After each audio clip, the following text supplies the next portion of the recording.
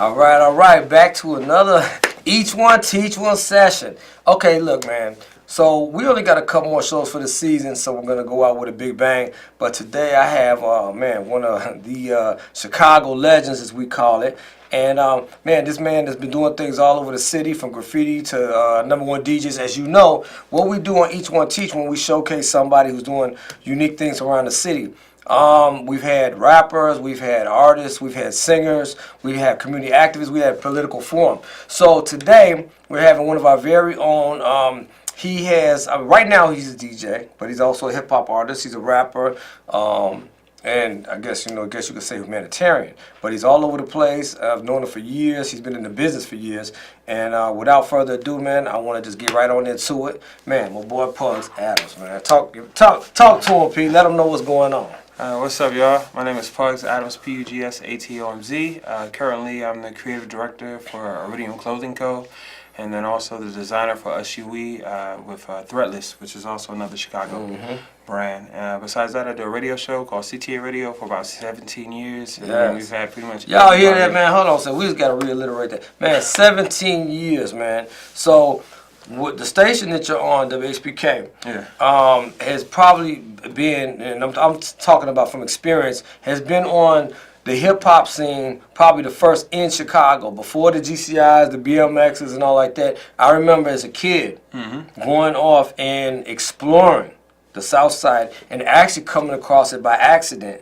A friend of mine, and I went in there, and it's in a building that looks almost like a church. It's like an old cathedral church that's on the campus, of what?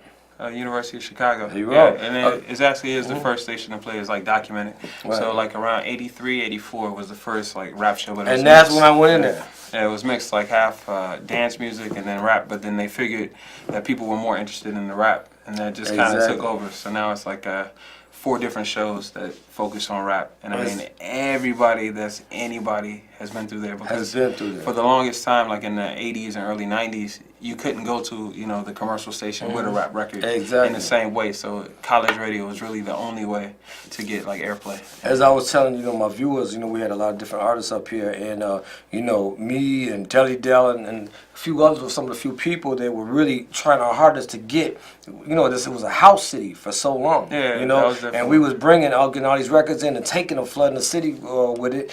And man, we didn't have to do that with HPK, because they were actually getting the vinyl and putting it on. And if you go in there, they don't know this, you of course know it, you will see records, just like that one room, it's just like nothing but like little records. We've taken pictures in there. So, and what do you like to go by? When people call you, do they call you, what name do you like to? Everybody calls me Pugs. My parents call me Pugs. It's just a name I've had since about 92. And spell that for them. Yeah, Pugs Atomz. Pugs Atomz. So, Pugs, I want to talk about some of the things that, because of you being what we call a legend, and let's just keep it real, because anybody who's been doing this more than 10 years, and you've been doing like double that, anybody who's been doing this for that long, we like to find out what created it, what started it, what were your hip hop roots in the city? Because everybody knows you, everybody knows what you've been through, but for those who don't, how did you get into this field and how did you start? Okay, well, initially, my cousin's Seagram, and actually he used to do a lot of music with Harvey Allbangers, rest in peace. But he came to the house one day and he could beatbox and rap at the same time, and I just thought that was like the most amazing thing ever. And it was like one of the first times it made sense to me, people rapping. Before that, I didn't quite get it, just because what they were talking about, and I was probably like 7, so not very relatable. But in the city, I'll probably say like Chirac Nation and Dem Dare. Those would probably be the 2 groups that I got to see and meet and follow kind of in the footsteps of what both of those organizations were doing, and from there kind of figure out my own thing within that. But at Kenwood Academy is like the place where I cut like my first tape, and people start passing it around the school, and somebody's parent had it, and they were like singing the lyrics, and I was like, wow, this is real, So from that point, that became kind of what I was after. But I would say like the first time it was like more so like a job would probably be when I was working at Gallery 37 on State Street, and Babyface and his wife had came by the site, and they were looking for like talent for this new movie they were doing. Right. And they saw like my sketchbook, and they're just like, "What is this?" Because at that time my sketchbook was 3D, so you put on these glasses, and everything in the book jumps out at you. And then they asked me to do. So it was graffiti. Yeah, graffiti. Yeah, Okay. yeah. That was like for our the viewers, first we know, real but breakout. yeah, for graffiti. Yeah. But they were just like, "Hey, we're doing this movie, Light It Up. Would you be down to pretty much be what the character is by doing all the artwork, and we'll kind of, shape the character around you." So in the movie, it's this kid, Ziggy. He's got like dreads, the whole thing. He has a little sketchbook with him all times. So I painted a couple murals in there, and that was like the spark, because from that money, I started putting out my cruise albums, the Acrobats. It was like a group of about 200 kids from Sauk Village to Evanston. And, each group of kids was like their own crew at a different high school. So it was easy, power and numbers type thing. But yeah, so with that money, we put out our first tape, and then started to throw parties around the city, and then from there started to travel, to New York and Ohio, and do more shows. Yeah. That is like amazing. I mean, you have a long history in this, and a lot of people in the city know you. I'm just amazed at the years, because you hear a lot of these artists that are actually, I'm not even gonna say one-hit wonders, but they may be around a couple years.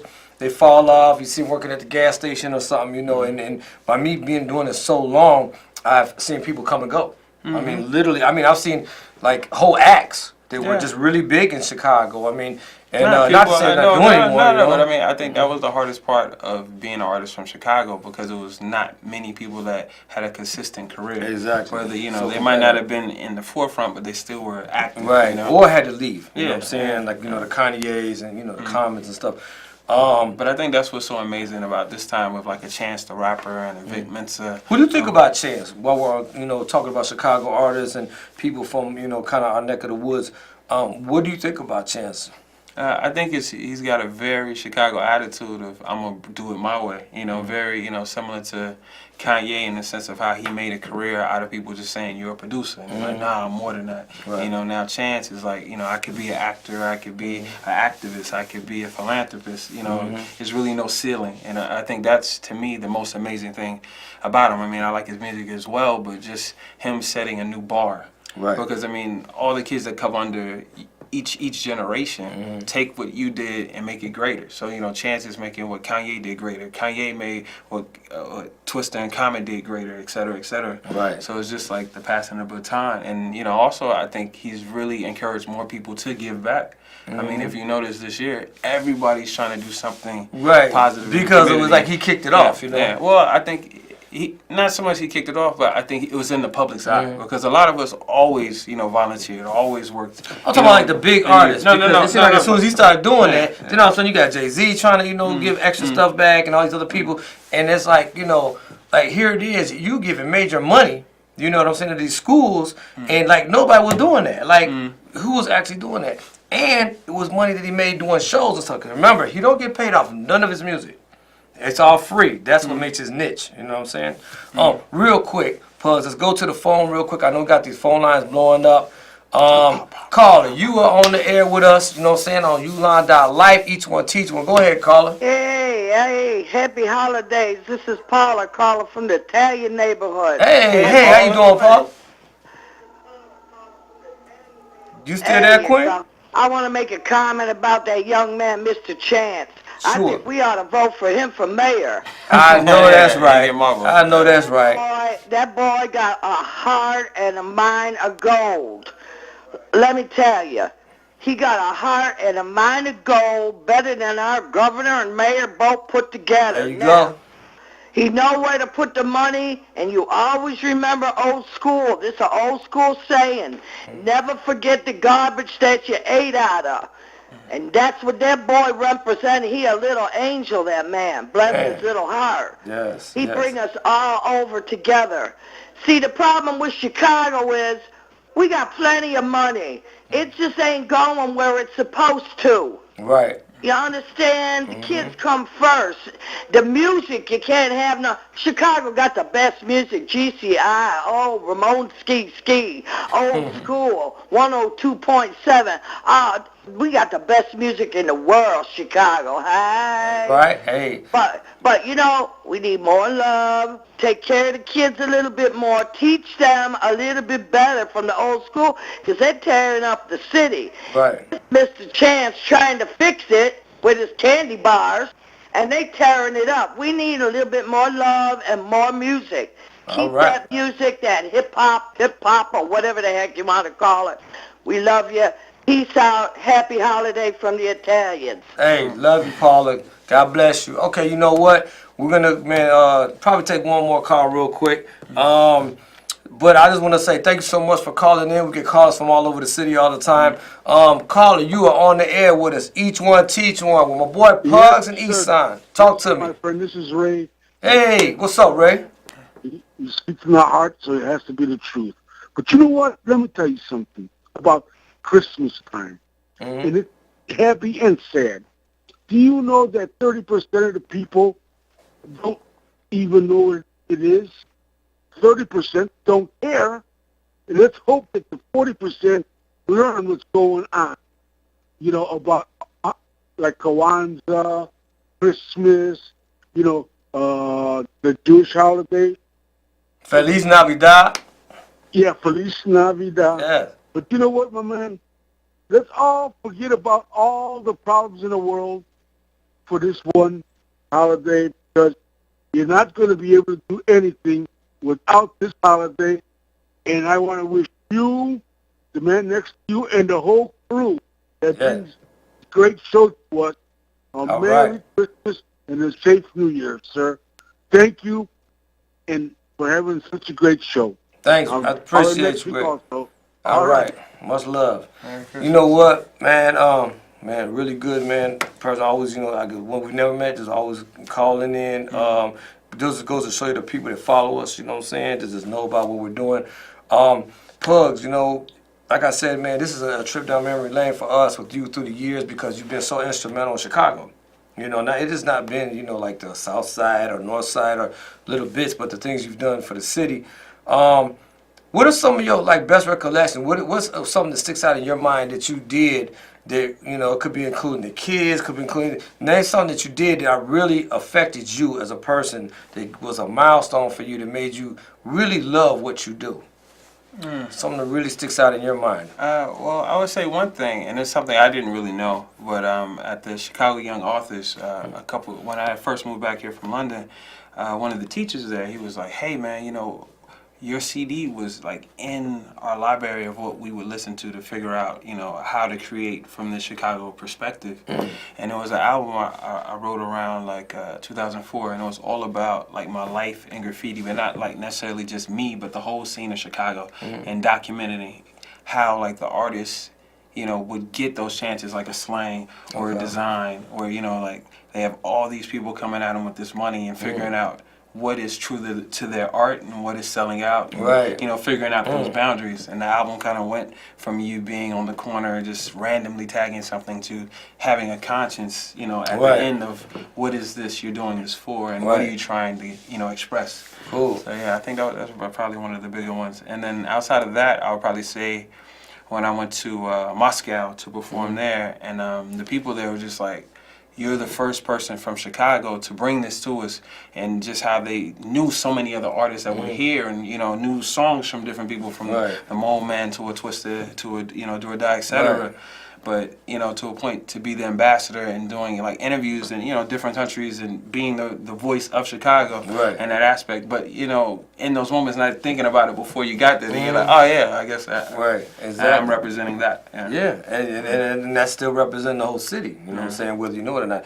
I want to go into a quick little song of yours that we have. Maybe you can kind of like pre-intro it real quick, you know, let the people know about it. Yeah, so right now I'm gearing up to release a new project mid next year, and it's like a project that combines like all the different things I do. So from the fashion design to the music videos to the mural painting and the music. So this song is called Sweat, and it was really just about how, you know, you used to go to parties where people just dance. Like, you just went to enjoy it, to have a good time, not to be on your phone, not to take pictures of other things, or, you know, scroll your Facebook while you're there, or just stand there looking tough, or stare at the DJ. but just to actually go there and have a great time. And that's what the record is. It's produced by Mulatto Patriot, and right now we're finishing up the full project, which is called Highly Irregular.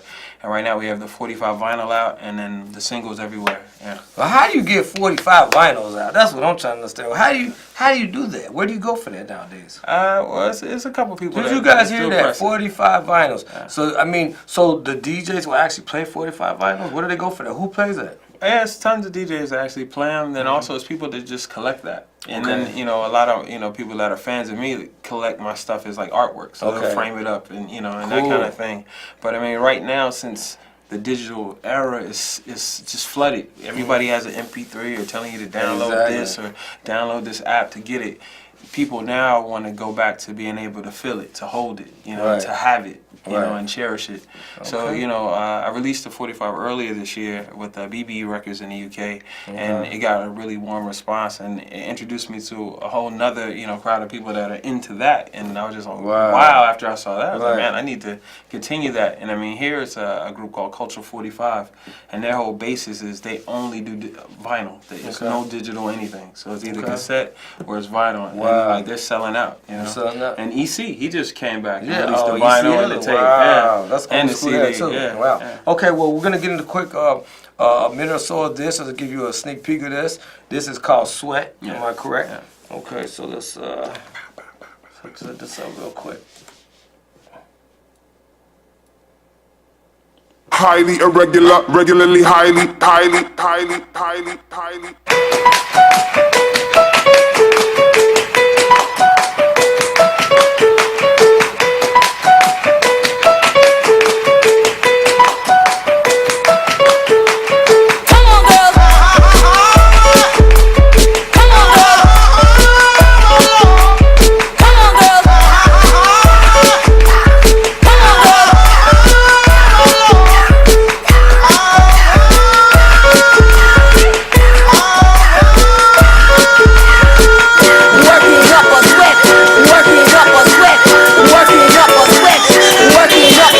Bad to the bone like cancer B. Bad really good, run DOC. I'm prime time, I'm your TV. I'm prime time, I'm your TV. We fine. Need a bottle G, we hit the flow like MOP. Already MIB. Let me speak honestly. Forgo apology. All go, sneak you out the street. Condo, some bites to eat. Decades old bubbly. I toss that dope bubbly. I pound that cake severely. I find you great, definitely. You found one place that need a key. She said she like me like a simile. She said she like me like a simile. Like Valley Girls like symmetry. Little B can P and B can B. Now we got that chemistry. Now we got that chemistry. Now we got that chemistry.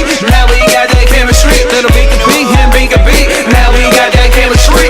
Party people, we're about to tear this motherfucking roof off. Grab your hands, cause you gon' lose it. Come on, girls. Come on, girls.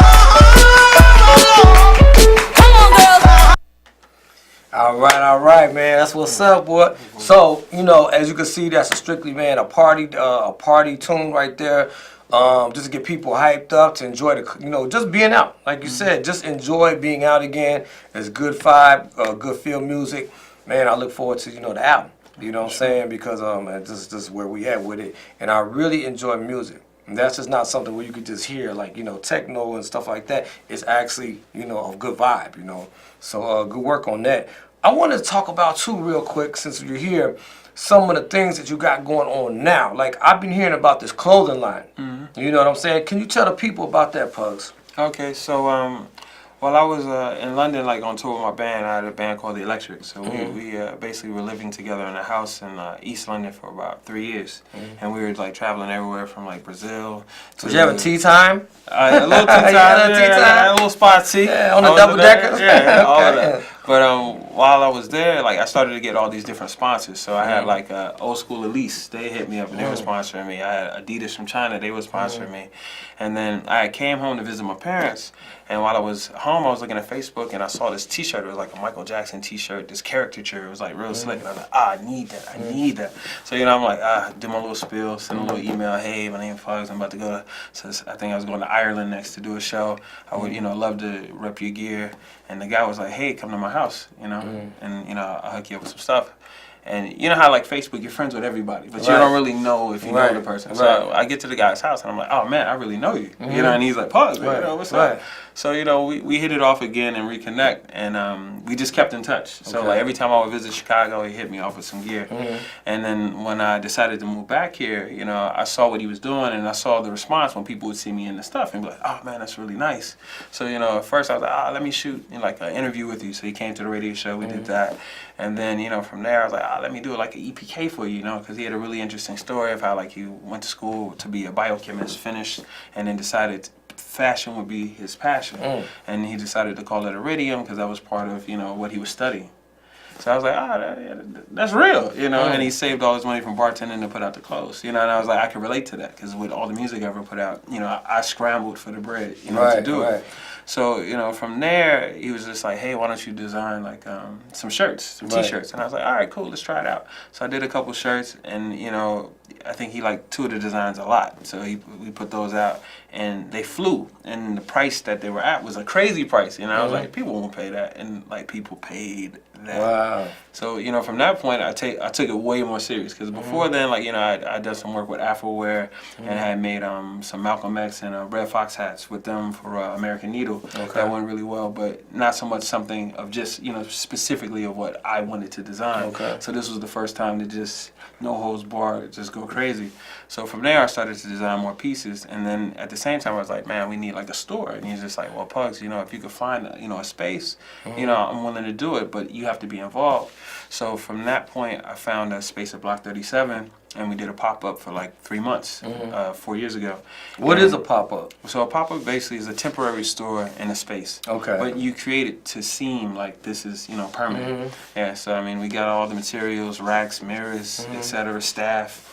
And the funny part is neither one of us had ever ran a store before. So I mean, it was a crash course. Like we had like 2 weeks to get it all together. Wow. And we got it together through like a crazy party. Like maybe 300 people come to the mall for our grand opening, and had a ton of different performers, up and comers and all that. And we shot like a cypher with Vic Mensa and a few other people as well, to, you know, to push the brand. Right. So now, I mean, it's 4 years later, and we have 4 stores right now. We have one in Wicker Park, we have one downtown, and we have a pop-up downtown right now in the store in Atlanta.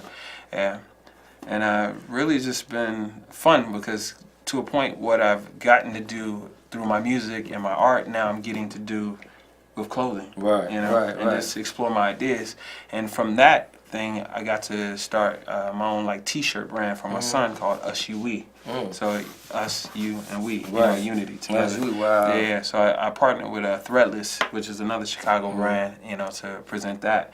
And that's been going pretty cool because with that clothing, I try to do it more about the story of like Chicago hip hop and my story within that, and using like all the cool artwork that I've had over the years and you know other things that tie into that to tell you know my story and our story in that way. Wow. Yeah. Man, that's deep. It's just amazing to me, you know what I'm saying, when I hear all this, just how everything seems so small, but each one of us from Chicago that's still doing these things had this spider web going on. You know what I'm saying? All over the world. It's like the people that we know these people like 6 degrees, you know, separation. It's just like everybody knows somebody that's doing something, and we know that person and knows it. You know what I'm saying? We're all connected. Now, I want to ask, you know, how can, because we want to keep this going as far as you pushing with this social media, how can people get in touch with you? Specifically, you know what I'm saying? Like through websites, through Facebook. Give out some of the info, you know what I'm saying? So pretty much any social media network or any streaming place, etc. You know, just Pugs Atomz. Pugs Atomz. I'm any and everywhere. Atomz. Yeah. So from your YouTube to your Spotify to your Instagram to your Twitter to your Facebook to Wikipedia, whatever, however you like to digest information, you can find me. Very simple. Pugs Atomz. And so, and I'm the only artist spelled like that too. So okay, and so is that just for the social sites, or like say for instance someone wants to buy some clothing, how do they go about doing that? Okay, Does the store have any number? I mean, you know, just so the main thing you is can gonna come push. you can come to Block 37, right in the heart of downtown, right across from Macy's. We're right next to the Disney store, and then we're on the second floor as well, right next to Zara. So you got 2 options there. You could go to usue.threadless, and you can check out all the cool T-shirts, and I even have some kids' clothes on there too. And I mean, outside of that, you could just email me, and I'll send you a whole catalog, you know, or whatever. It's pugsatomz@gmail.com. Real simple. Again, Easy. pugsatomz@gmail.com. Yeah. Probably one of the best ways to get in touch with them. So, Pugs, where do you see yourself like 5 years ago? What are some of the main projects you really want to take off? You know what I'm saying? I know we got the clothing line. Well, I mean, are you aligned with anyone else in the city doing anything? Yeah. So, like, I'm part of the Inglewood's Arts Collective, started by Tanika Johnson, and we just kicked that off in this last year, and we started to speak at a couple different conferences about, you know, community engagement and involvement, and, you know, just giving a true perspective, because oftentimes, you know, they just paint, it's so bad in Inglewood and that kind of thing. But, you know, for a lot of us, like, it wasn't necessarily just super bad. It was just the good and the bad together. Right. And it's usually not a voice for the children that got to see both things. It's usually just the negative thing that happened, not really the positive and the negative. Exactly. So, you know, in that agenda, you know, we've just been partnering in our own ways, because it's probably about, I think, 10 artists at this point. And each one of us has our own, you know, way of, you know, engaging. So, like with Tanika, she headed a campaign where she showed a different version of Inglewood through pictures on billboards, and that really took off. She actually was in the Chicago People of the Year, that thing. And then, you know, some other people were like writers, and other people. I remember I had to go to Inglewood to teach. I mean, because, you know, through the years I've been in Inglewood, but I had to go to teach teachers, like 500 teachers that were coming there to teach, like, about the ethics of Inglewood. You know what I'm saying? This is amazing. Real quick, we're gonna wrap up real quick. Do you got any shout outs? I mean, people that you want to shout out to, people that you know, alliances, you know, clothing, or anything you want to say? Yeah, for sure. Well, I like to say, you know, it's up to all the guys I paint with, Damon Lamar and to Zai. Like, we've been doing a ton of murals from Memphis to Chicago, etc. To all of the crew at Iridium. You know, you guys are probably still working right now. Sweep up, you know, make the money. But really, just, you know, anybody that's ever supported me, you know, I appreciate it. My family, friends, etc. And you for having me on your show, bro. Man, appreciate it, bro. Man. Love you too, man. Hey, man, much love to my boy Omari, you know what I'm saying? We got T-Scene in the house, you know what I'm saying? My boy Mike. We're going to get ready to go, y'all. I love y'all, man, you know what I'm saying? Remember, each one, teach one. Don't forget, you can call us at 312-834-8020. That's Ulon's line. 312-834-8020. If you know anyone, a female who's out there who's really looking for some type of assistance, shelter, we got you. You know what I'm saying? I want you guys to have a good holiday, good Kwanzaa, Christmas, you know what I'm saying? Whatever you celebrate, just remember that there's a higher power. We love you, you know what I'm saying? And don't forget, man, we have right here. We got one more show left. It's going to be a banger. Love y'all, man. Peace.